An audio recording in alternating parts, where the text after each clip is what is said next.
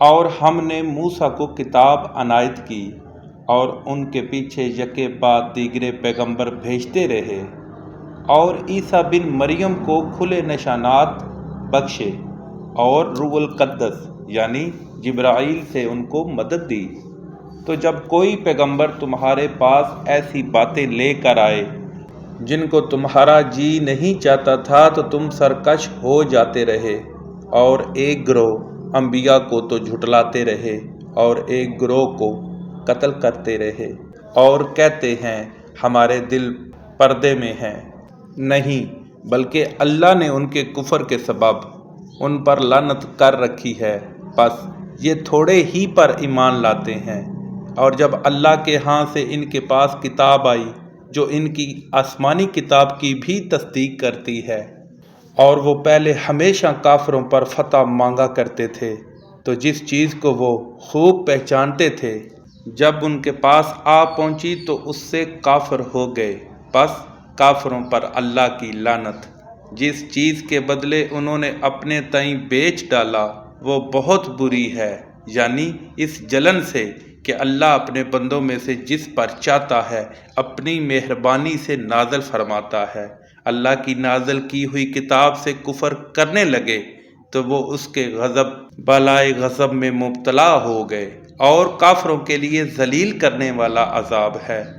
اور جب انہیں کہا جاتا ہے کہ جو کتاب اللہ نے اب نازل فرمائی ہے اس کو مانو،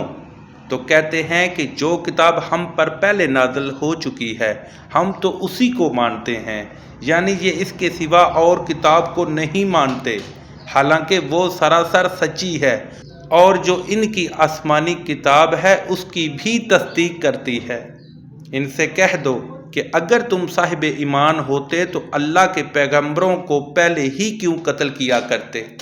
اور موسیٰ تمہارے پاس کھلے ہوئے معجزات لے کر آئے تو تم ان کے کوہ طور پر جانے کے بعد بچڑے کو معبود بنا بیٹھے، اور تم اپنے ہی حق میں ظلم کرتے تھے۔